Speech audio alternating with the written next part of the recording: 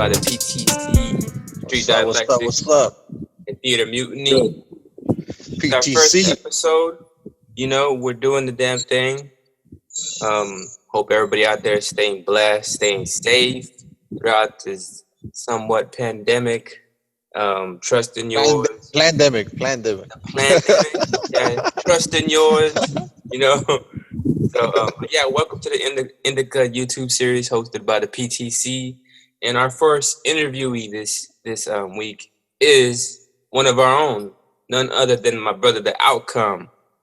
So we got some new projects under wraps. You know, we got a couple of things coming. I don't want to mention too many things, too many straws, but just know that PTC is working on some new material for everybody. With this, Indica being one of them. You know, a foundation of something new that we're taking on as far as like the hip hop culture and preserving that culture.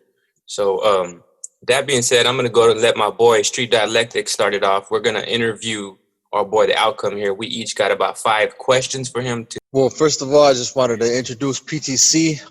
And the way I wanted to introduce it is by PTC's own members. And I know Theater Mutiny has spoken a little bit about it, but Obed, The Outcome.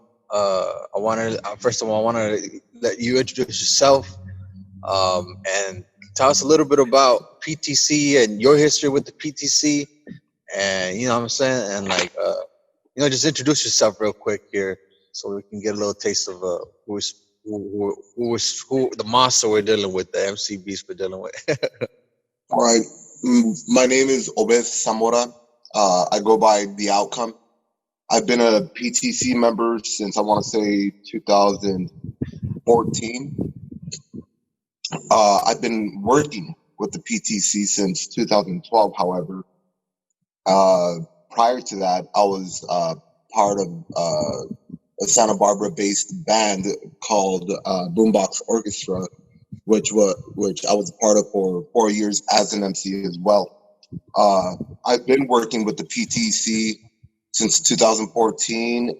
Well, since 2012, been a member since 2014, and I believe that during the time I've been working with the PTC, whether it's been through just Theater Mutiny or now Dialectics and everybody else involved in the PTC, I feel that my creativity has grown exponentially. I've been able to have access to, in a sense, unlimited music.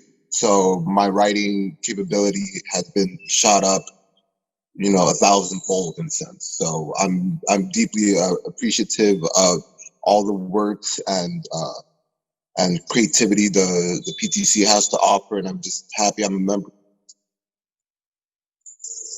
Cool. And you said you've been a member since 2014. I think I've known you, man, around that time, right? I think around 2015, 2016, I believe. No, not 2014, right? When 2014. 2014. All right. Well, we've known of each other 2015. I believe we really started working together, you and I, on tracks alongside with Theater Mutiny and everybody else on the art collaborative. Yeah, and I think one of the things I wanted to do is when we're talking about the PTC and your history with the PTC, can you? I know one of the projects that you all worked on was No Time for Sleep.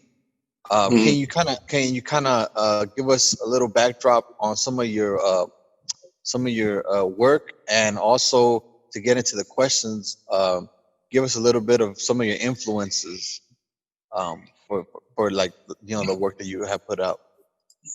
So for No Time for Sleep, the majority of the tracks that we ended up doing, that I was involved in, we ended up recording in my apartment at the time, inside of a closet that had no air circulation whatsoever. So we'd walk in, looking fresh, and we'd walk out as if we had just exited a sauna. The whole concept behind No Time for Sleep was just the fact that there's times I know for a fact Theater Mutiny has difficulty sleeping. He's an insomniac. I believe you are as well. I think us as lyricists, we all suffer some form of insomnia. You know, so the whole concept behind that was to make music that we ended up that pretty much affected the way we would sleep. Like when we'd stay up trying to go to sleep, it was like we'd always have certain things on our mind, like what we were thinking about, what was troubling us, what was affecting us, and whatnot. So being able to put that into music, that was in a sense the same thing or the same process we end up doing while creating our music, was to de-stress. You know what I'm saying? We usually make our music to de-stress, to get a lot of our concerns off of us and being able to transform it into music. What influenced me as to my lyricism, as to the process, as to my sound, I would have to say it would have to be hardcore rap. It would have to be like in a sense gangster rap. One of the earliest works I was listening to at a really young age was Cypress Hill's self-titled album, and that album came out in 1991, and I was listening to it right around that time. Once that first album dropped, I was listening to it, and it was because my oldest brother had access to it, and the sound behind that, it really captivated me at a really young age. I believe I was like 5-6 years old when I was listening to the shit, and it had cuss words and whatnot. My brother would would not stress enough how he wanted me to hear the music, but he didn't want me to be saying the bad words at school. So it was like, just keep it between us, And from Cypress Hill, obviously, I was influenced a lot by Ice Cube, Snoop Dogg, NWA. I was influenced a lot by a lot of Bay Area music, E40, Too Short, Mac Dre, RBL Posse, Spice One, Mac Mall, the Loonies. I was influenced a lot by California rap, and then eventually, I would start listening to like No Limit Soldiers, UGK. Who else? It was Outkast. Yeah, I was listening to a lot of people. Did you also spend time in Texas? Is that why no? So because PTC comes from Texas. I've never even been to Texas. I have not met anybody from the PTC aside from Theater Mutiny and Down.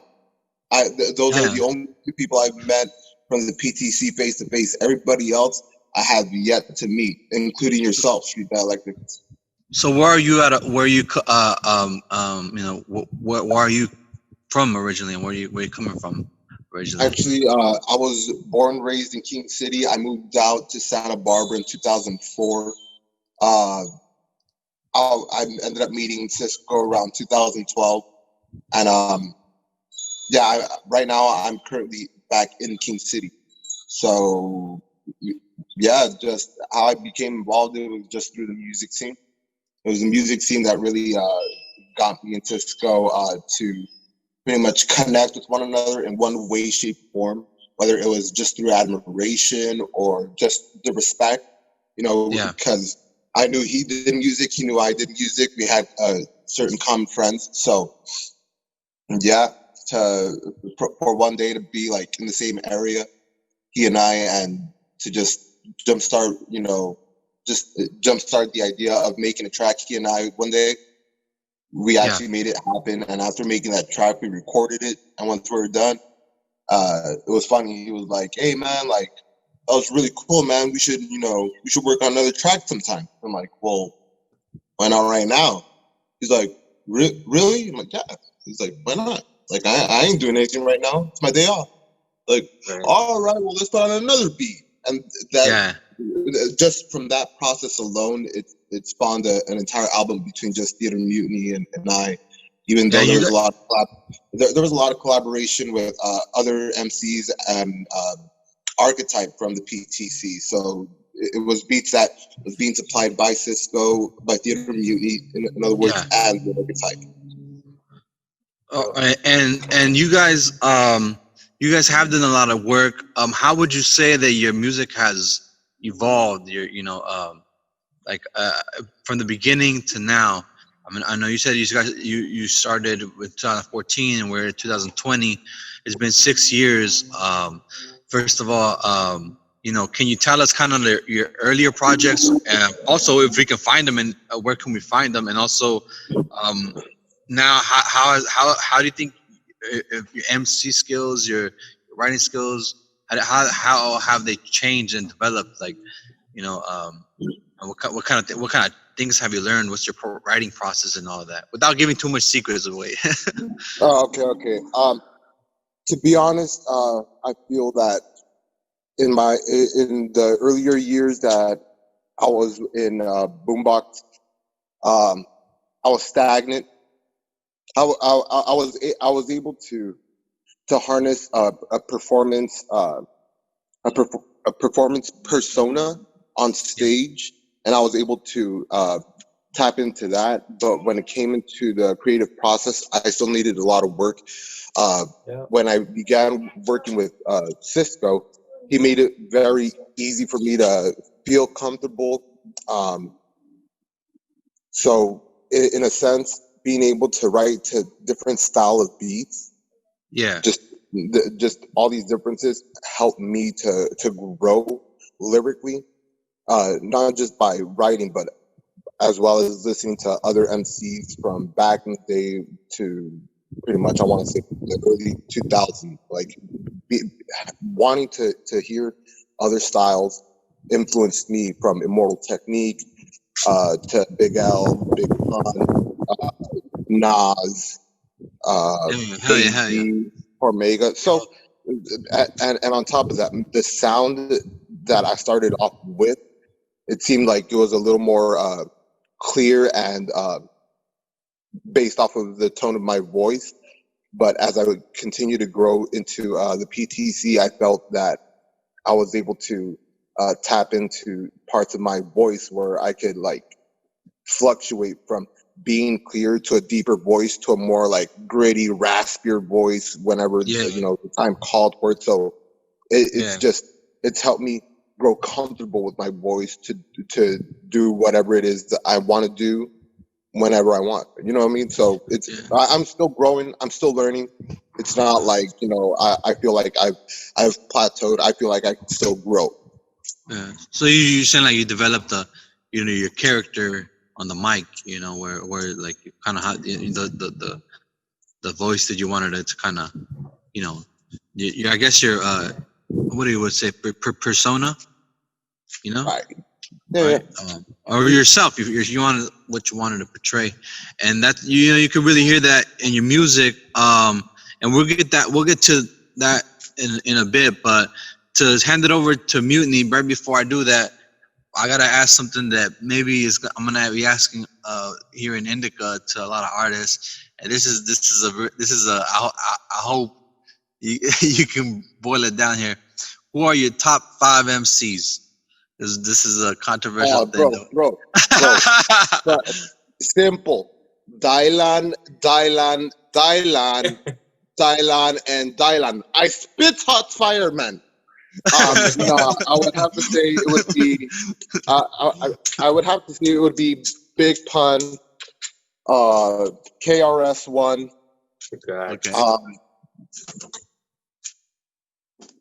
E40, Cube, E40, Ice Cube, and I want to say Black Thought. Damn! All right, shit. That's a pretty dope list right there. All right, man. Well, I'm gonna hand it over to Theater.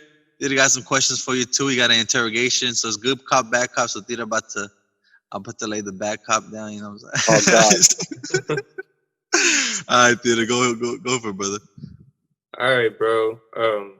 It's crazy you said 2014, man, because I slightly remember 2012 and 2013 being when we first dropped Ineffable, right? That was like 2012, right? Yes.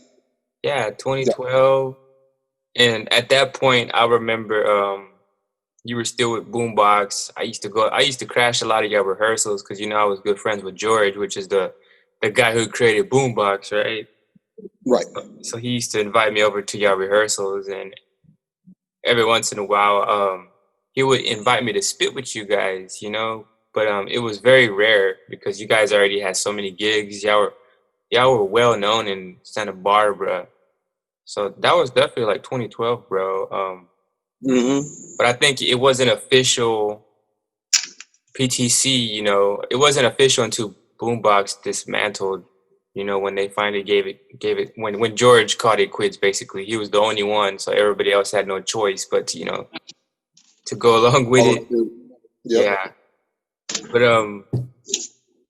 I do have some questions for you, personal questions. I feel like I don't really know, even though I've known you for such a long time and we worked on numerous projects, PTC, or even before we were PTC, it was just strictly, Theater Mutiny and The Outcome, right?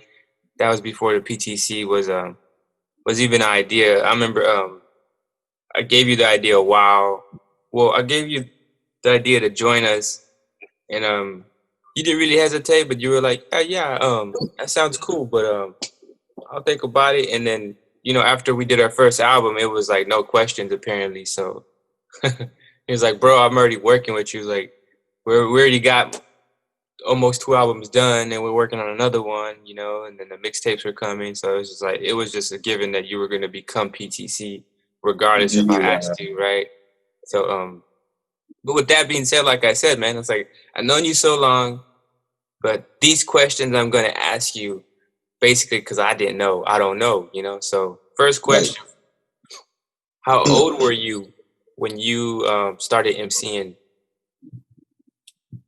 When I started MCing, I want to say I was 22, but the thing about that was I started MCing what I was writing when I was 22. But I had already had experience with singing prior to that at a really young age because I grew up in a Catholic home.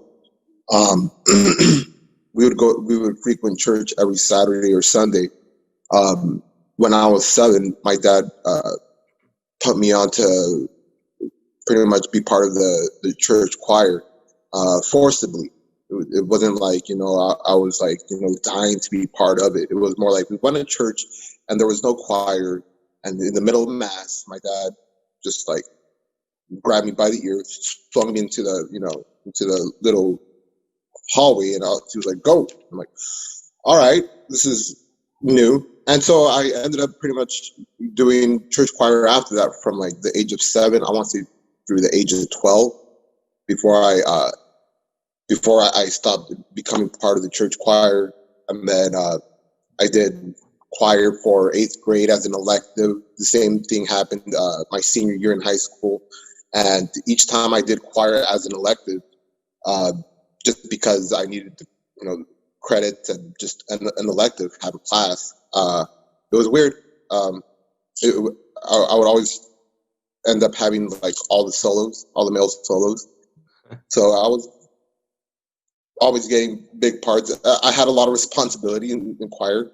Or I was trying to like just, fill in something to be able to graduate, and now they're giving me more work. So that was fun within itself. But I believe those experiences right there led up to me being able to portray the way I am whenever I do perform, have that confidence, lack the level of nervousness that many people end up doing when they're starting off in that arena. You know what I'm saying? Having those jitters, that nervousness of stage fright.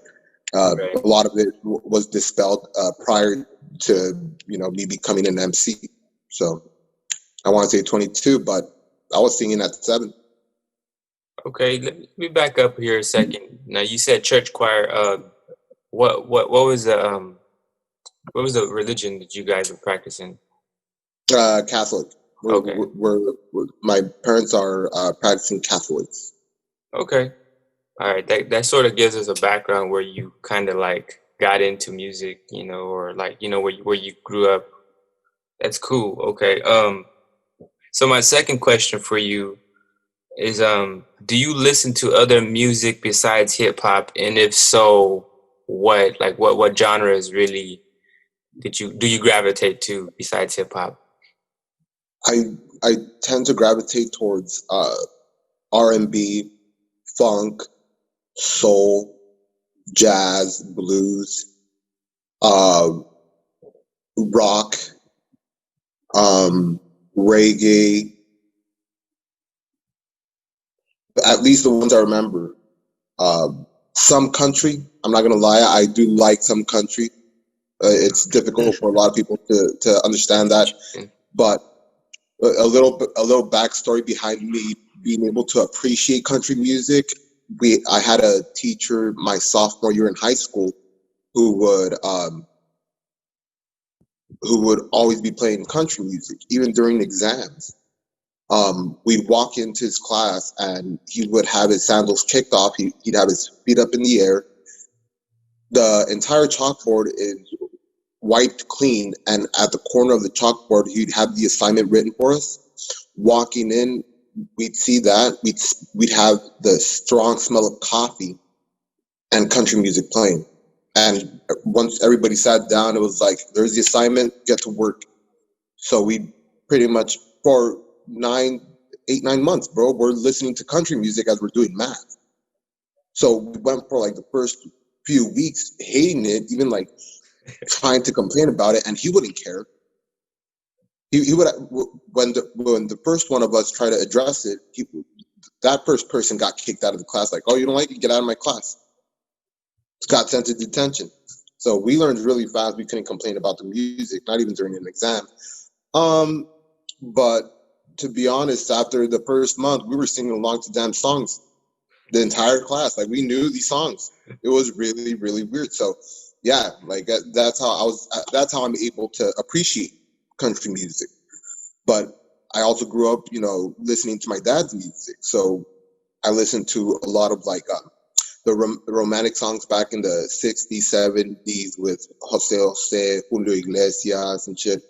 So I naturally end up listening to bolero, banda, norteña, cumbias, corridos.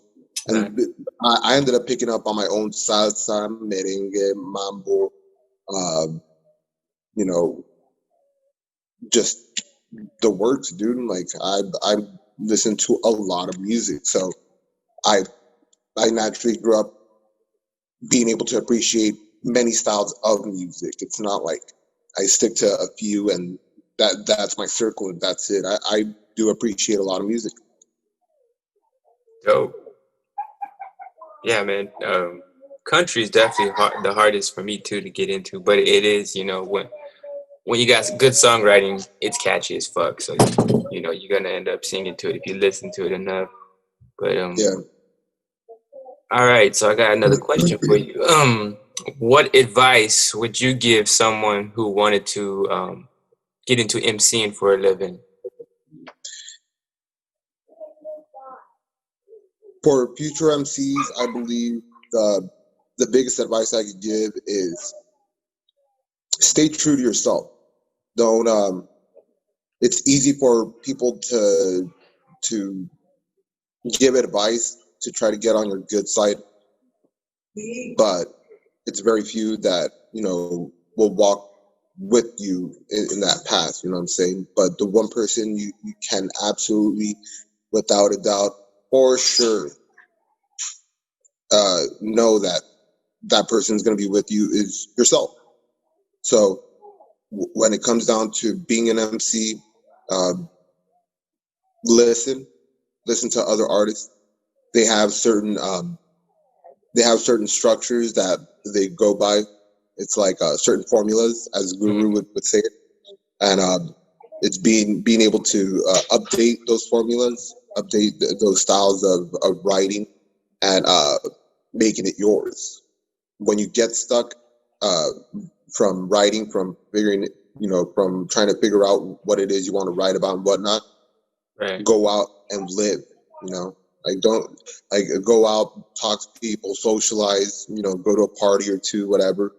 Come back, read. Reading is very influential to your writing.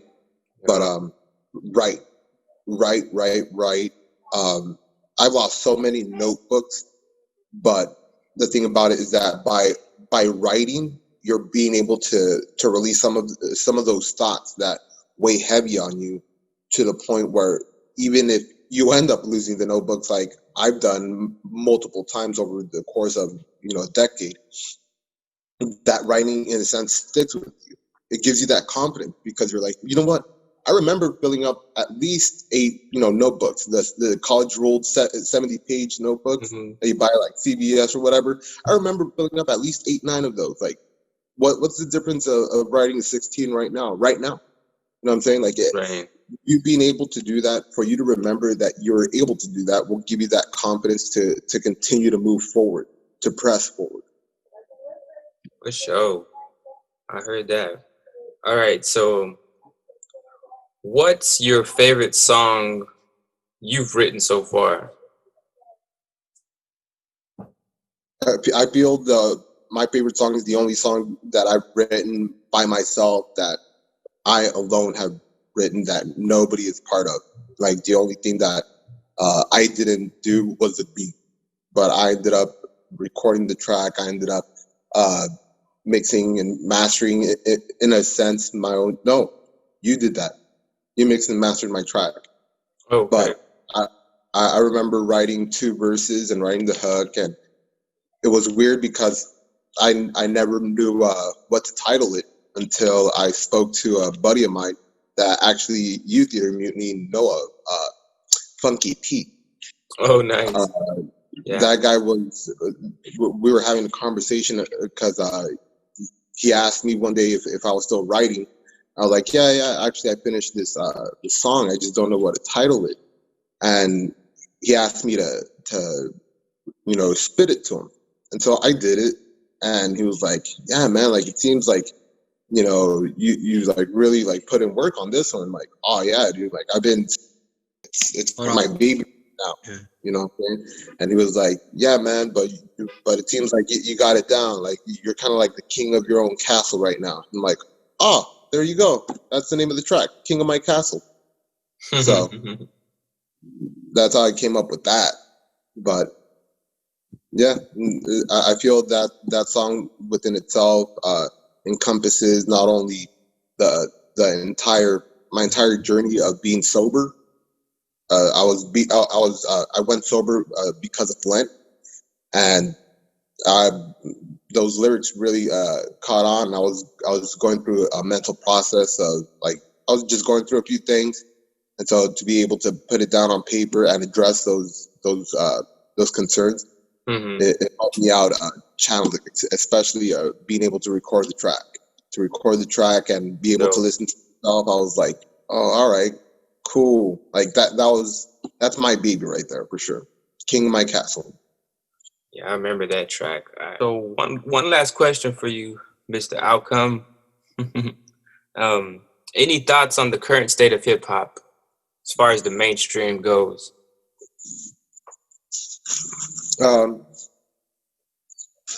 There's a lack of artists coming out that I feel embody their own life. Like, their music does not reflect their lifestyle. I feel that the current state of hip hop right now as a culture is being influenced deeply by CEOs, by managers, people that are not directly involved in the music making process. It seems like they're influencing the artist to write certain things, and when the artist follows suit and does whatever the influencer is advising them to do, it makes all the artists come out as monotonous. Like Right. they all sound the same. They're Clones, all right? Like clones and shit, you know. yeah. I Yeah. feel that's what's been going on, because back in the day, like people like Cube, you know, like that guy would, you know, if you're not making music, you're not going to be in the studio. You're not going to have a say in like the music that he's going to be releasing. You know what I'm saying? Mhm. So there's not that many people out there with that type of mentality. There's no more Wu-Tang Clans. There's no more Method Mans or Red Mans. There's no more Big Puns. There's no more Big L's. You know, luckily we still got people like E40. We got people like Too Short, but they have a history of just doing their own thing. You know what I'm saying? Like, I don't know. I feel that the culture at the moment is stagnant, but the legends, people who have paved the way in hip hop, you know, it seems like they know what's going on, and every now and then they give us, you know, a little gem here and there, and I feel that's what's keeping hip hop alive, or at least the notion of it, because so far everything's monotonous. Yeah. All right. Those are my final questions, man. I appreciate you answering them, you know, honestly and productively. So, Of course. What do you think of what I mean, you talked about a lot of the state of hip hop, and like right now though, because I follow hip hop, you know, my brother's trying to catch me on some of the people like, you know, Pop Smoke or Lil Peep or XXXTentacion, stuff like that. You know, people that, because they say hip hop is changing, right? And so it's kind of a battle between conscious rap, you know, and like, you know, mainstream music and shit. So, how do you? I mean, would you say that? Would you say that rappers like J. Cole or Kendrick Lamar, like is that still enough to try to save the state of what it used to be? Or I mean, because I these dudes are not dropping content very often. So like, what's your vision on how to revive what you know, what kind of you're saying that hip hop used to be like?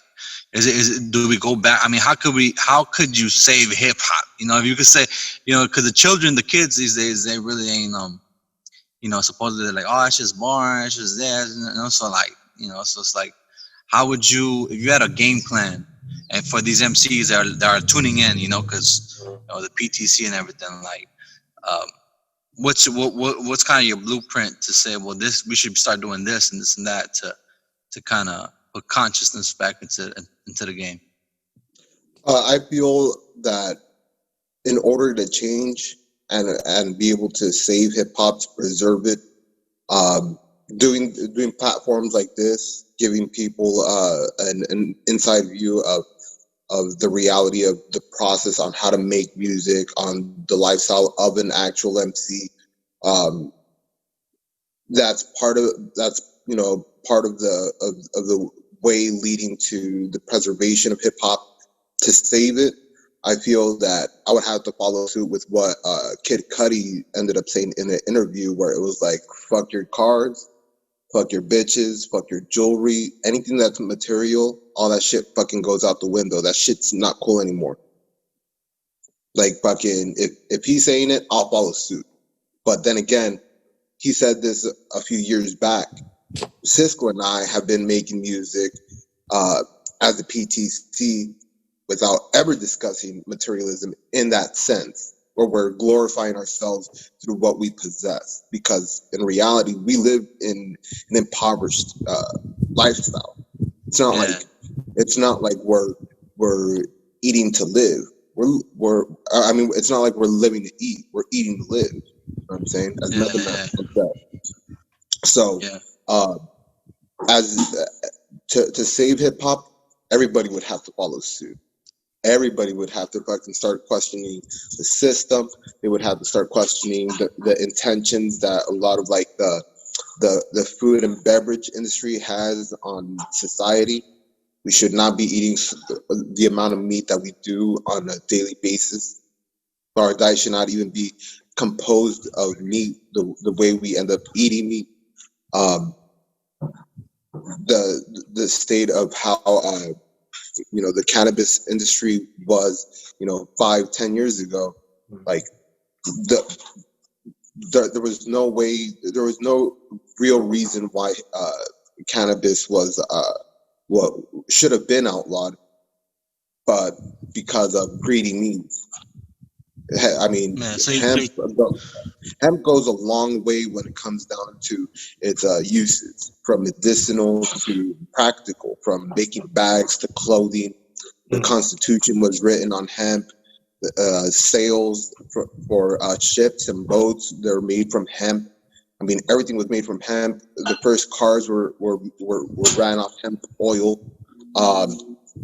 Hemp and cannabis have a lot of productive functions and purposes, and it was only outlawed because people were greedy, and they, hemp and cannabis was tapping into their fucking industry, into their money-making scheme. So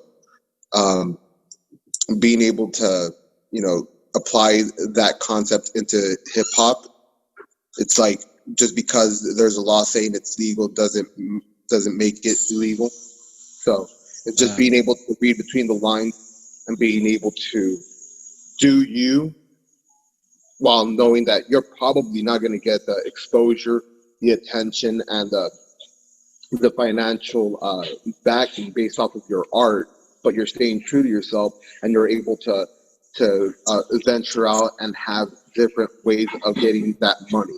You know what I'm saying? Kind of like Snoop Dogg. It's kind of like Snoop Dogg being in death row and being a platinum recording artist and still being broke before transitioning into No Limit Soldiers with Master P. Like it goes to show that you could even be a platinum record artist and still be broke. Yeah. So yeah, it's true. You're saying there's an illusion, because people were like, well, there's nothing to save on hip hop. We gotta get our money, this and that. But the kids don't understand about 360 deals.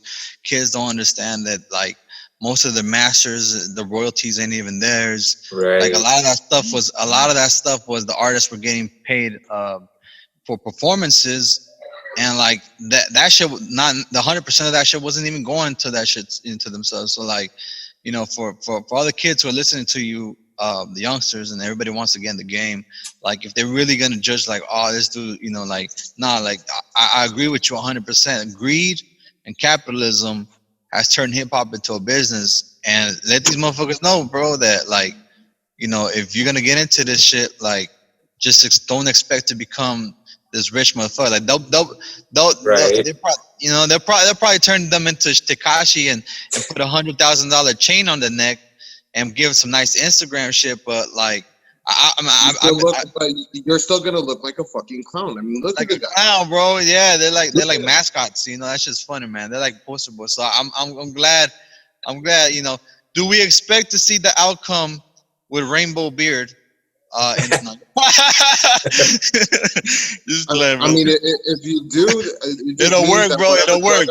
Think about it, bro. Just think about it. No. Dude, all I'm saying is, if I end up in that way,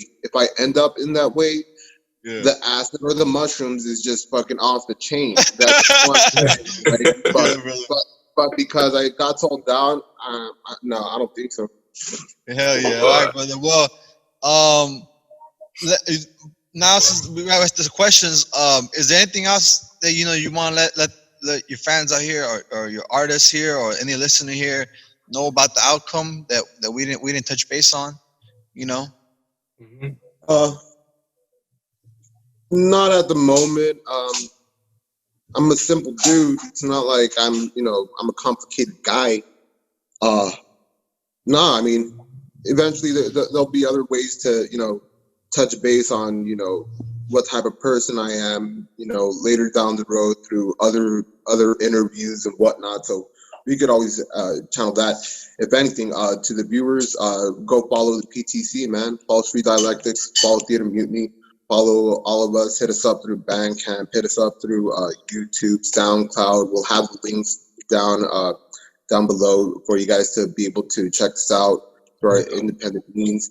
But yeah, we're here to pretty much create music that displays the truths that we live and observe. Yeah. And to de-stress and to encourage other artists to become a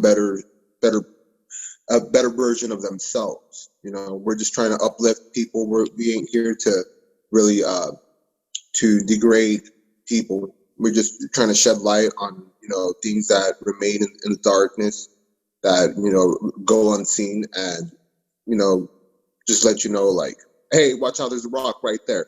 Don't trip and fall. You'll twist your ankle. That's all our whole purpose. We're not that bad. Cool. And since you really talked about the music and what it is, can you, now it's to kind of close off the Indica today, can you give us a little taste on, you can freestyle something, or you could give us one of the songs that you've written, maybe the King of Castle, anything you want to perform for us? If you kind of give us a little dab hit, you know what I'm saying? Yeah, let me step into the master studio room. All right, for sure, brother. Oh shit, the laundry, the background. the dryer machine is still going. Step into the world. Hey. Oh, I used to don't. Oh, you guys see this background? The rotating room. It's actually Yeah. thing. So this is When I first saw it, King of Mike Castle, guys. your boy disappeared sometime. This I wrote back in 2013, or no, I wrote it back in 2014, and recorded it in 2015. Hopefully, you like it. All right. Being spoken to daily with condescending talk affects the mind and soul and may enter the heart if it's allowed in. So keep an eye on who rolls with you, because life goes by fast and it's hard when it hits you. Whether you've grown up, nobody is there to help you after hitting rock bottom. Doing it yourself the issue. Little homie, here's the tissue. What's best you pay attention, because listening isn't enough. When I speak of retention of the information that I'm giving you at the moment, following advice after it's given seems difficult, don't it? But if it's being said, don't throw it down because you feel hurt. It's your emotion to the side when putting in the work. Not everybody has the guidance, let alone the answers. No one has to hate you for you to end up with cancer. However, even those patients have the drive, finding the purpose to stay alive, fighting through the pain until they die. It's a struggle, don't cry. It's the truth, don't lie. Free yourself from your material chains to fly, knowing who you are and what you need are half the battles in the war to become a slave or the king of your castle. The castle's not your home, but the mind where you live. It's where you harbor energy, the energy that you give. You must always stand guard and replenish your arsenal. Reinforcing walls to be reached is not optional. People are people, whether it's your friends or fam. They respond as they are, sometimes not giving a damn. So when the love is lost, your love should be given. As long as lessons are learned continues to be your mission, and cutting ties is an action that may be taken. For the road in front of you should not be forsaken. The time to awaken the mind is a daily routine. Those who intrude into things you do may be rude and mean, but not wrong when you know what to do. So equip the mind to not be blind from what's false and true. At the end, it's up to you to be a slave or a king. From the course of action that you take against slaves or kings. It's a struggle, don't cry. It's the truth, don't lie. Free yourself from your material chains to fly. Knowing who you are and what you need are but half the battles in the war to become a slave or the king of your castle. Let's go. Damn, all right, bro. That's just crazy, brother. Damn, all right, man. So shit, man, that's crazy. I remember that one. That's just dope. So I'm gonna be playing that. I want to watch. Man, that's pretty dope, man. Well, just want to give a shout out to everybody again for tuning in. Go ahead and follow Obed Zamora, aka The Outcome. There'll be links and everything. PTC member, you know what I'm saying? And so for more PTC, go ahead and follow us This will be, is it gonna be a weekly thing, Muni? Okay. Yeah, y'all go. Y'all heard the man. Follow the PTC, follow the outcome, follow Street Dialectics. We all got our own handles: Instagram, Indica's Fresh. Follow us here on YouTube, subscribe, and we got more coming. We're gonna be interviewing more artists once a week. This is our first one, so y'all stay tuned and keep your eyes peeled to the streets because the PTC's got more coming for y'all. Preserving the culture. It's a PTC, so. Recognize, represent, Yeah. All right, everybody. Peace out, man. That shit was dope as fuck, brother. That shit.